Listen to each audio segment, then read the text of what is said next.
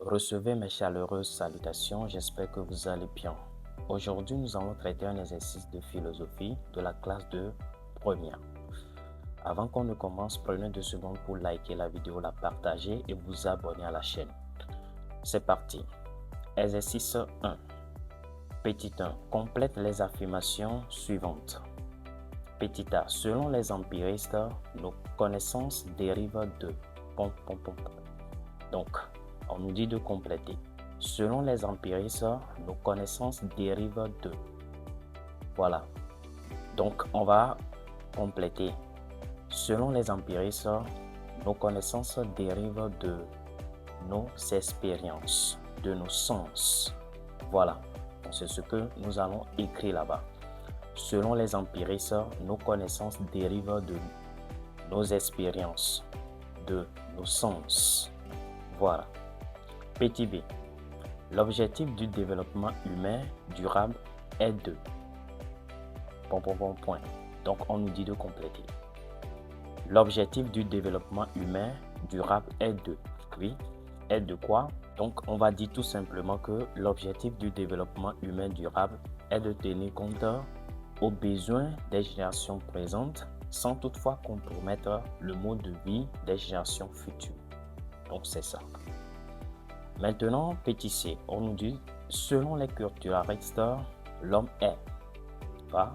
Selon les culturalistes, l'homme est. Donc, on nous dit de compléter. Selon les culturalistes, on va dire tout simplement que l'homme est le produit de la culture. Voilà. L'homme n'est ce qu'il doit être que par l'éducation. Donc, c'est ce que disent les culturalistes. Donc, selon les culturalistes, l'homme est le produit de la culture. Petit 2. Choisis là où les bonnes réponses. Les conditions pour que l'homme soit véritablement épanoui dans le travail sont: petit a, les congés payés, petit b, les temps de loisirs, petit c, les récréations, petit d, les bons salaires. Donc, on va choisir quelle réponse ici. On nous dit les conditions pour que l'homme soit véritablement épanoui dans le travail sont: petit a, les congés payés, petit b, les temps de loisirs, petit c, les récréations, petit d, les bons salaires. Bon, je vous laisse répondre en commentaire. Voilà, et ça me fera plaisir aussi de vous lire. On y va. Petit 3. Dans la liste des noms proposés ci-dessous, choisis l'auteur correspondant à chaque citation. 3.1. La raison est Hélène, l'émotion est nègre. On nous dit de choisir l'auteur correspondant à chaque citation. Vous voyez, non? À chaque citation. Donc, on nous a donné la citation. La raison est Hélène, l'émotion est nègre. Donc, cette citation est de qui? Est de Léopold Sédar Senghor. C'est la réponse B. Parce qu'on nous a proposé jusqu'à 4 réponses. On a dit petit A, Massien Toa, petit B, Léopold Sédar Senghor, petit C, Friedrich Hegel, petit D, Paulin Mutondi. Donc, tout simplement, c'est la réponse B, c'est Léopold Sédar Senghor. La raison est Hélène, l'émotion est nègre. Voilà. 3.2. Les faits bien observés valent mieux que toutes les hypothèses du monde. Petit A, on dit David Hume. Petit B, René Descartes. Petit C, François Magendie. Et petit D, Claude Bernard. Donc, on va choisir quoi? On va choisir quoi? Donc, on va choisir tout simplement la réponse C. Voilà, François Magendie. Donc, c'est lui qui a dit les faits bien observés valent mieux que toutes les hypothèses du monde. Donc, c'est François Magendie. Réponse C. Petit 4.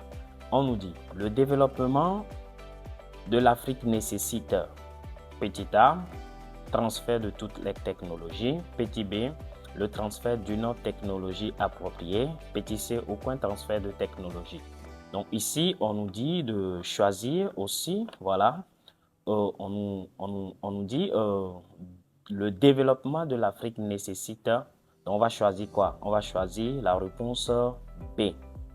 La réponse B, le transfert d'une technologie appropriée. Donc le développement de l'Afrique nécessite le transfert d'une technologie appropriée. Ok. Maintenant, on va passer à l'exercice 2. L'exercice 2, petit 1. Définir les notions suivantes. L'esprit scientifique. Voilà. L'esprit scientifique. C'est quoi l'esprit scientifique? L'esprit scientifique, c'est quoi déjà? C'est une attitude intellectuelle fondée sur la recherche de la vérité par l'observation, l'expérimentation et le raisonnement critique. C'est tout simplement ça. L'esprit critique, l'esprit scientifique, autant pour moi. L'esprit scientifique, c'est tout simplement une attitude intellectuelle fondée sur la recherche de la vérité par l'observation, l'expérimentation et le raisonnement critique. Une attitude intellectuelle fondée sur la recherche de la vérité par l'observation, l'expérimentation et le raisonnement critique. C'est bon? Ok. Petit 2. Établir une différence entre l'observation scientifique et la contemplation passive. Donc, on nous dit de mettre une différence entre l'observation scientifique et la contemplation passive. La différence est que l'observation scientifique est méthodique. Elle est méthodique, active et organisée. Voilà. Le chercheur observe un phénomène avec un objectif précis et cherche à l'expliquer. Donc c'est ça l'observation scientifique. L'observation scientifique, elle est méthodique, active et organisée. Le chercheur observe un phénomène avec un objectif précis et cherche à l'expliquer. Tandis que la contemplation passive, elle autre, consiste simplement à regarder ou à admirer un phénomène sans chercher à l'analyser ni à le comprendre. Voilà, c'est ça la contemplation passive.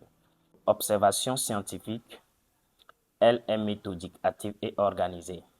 Contemplation passive, elle consiste simplement à regarder ou à admirer un phénomène sans chercher à l'analyser ou à le comprendre.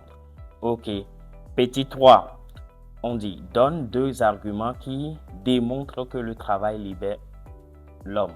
Voilà, donne 2 arguments qui démontrent que le travail libère l'homme. Donc tout simplement, on va dire quoi? Le travail assure l'autonomie. Il permet à l'homme de subvenir à ses besoins et de ne pas dépendre des autres. Voilà. Après, on va dire tout simplement que le travail développe les capacités humaines. En travaillant, l'homme transforme la nature, acquiert des compétences et s'épanouit. Voilà. Donc, le travail assure l'autonomie. Il permet à l'homme de subvenir à ses besoins et de ne pas dépendre des autres. Développe les capacités humaines, c'est-à-dire en travaillant, l'homme transforme la nature, acquiert des compétences et s'épanouit. Petit 4, quel est l'apport des philosophes et des penseurs africains à l'éveil des consciences? Donc, ici, on pose la question tout simplement, quel est l'apport des philosophes et des penseurs africains à l'éveil des consciences? Donc ici, tout simplement, on va dire quoi? On va dire que les philosophes et penseurs ont contribué à réveiller la conscience des peuples africains face à la domination coloniale et aux injustices. Ils ont valorisé l'identité culturelle africaine et encouragé la liberté et la dignité des peuples. Leurs idées ont aussi favorisé la réflexion sur le développement,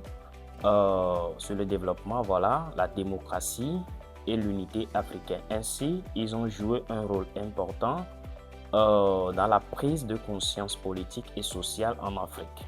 Donc, on peut dire tout ça là. Tout simplement, l'apport des philosophes et penseurs africains à l'éveil des consciences. Donc, tout simplement, les philosophes et penseurs africains ont contribué à réveiller la conscience des peuples africains face à la domination coloniale et aux injustices. Donc, ils ont valorisé l'identité culturelle africaine et encouragé la liberté et la dignité des peuples. Voilà. Ou bien leurs idées ont aussi favorisé la réflexion sur le développement, la démocratie et l'unité africaine. Ainsi, ils ont joué un rôle important dans la prise de conscience politique et sociale en Afrique. Donc, c'est ça. Je pense que je vous ai laissé une question. Voilà, petit 2, choisir là où les bons répondent. Les conditions pour que l'homme soit véritablement épanoui dans le travail. Donc, vous me donnez la réponse en commentaire. C'est bon? Ok, donc ça me fera plaisir de vous lire. Donc, j'espère qu'on a terminé comme ça. Sur ce, que Dieu vous bénisse. Shalom à vous et à la prochaine.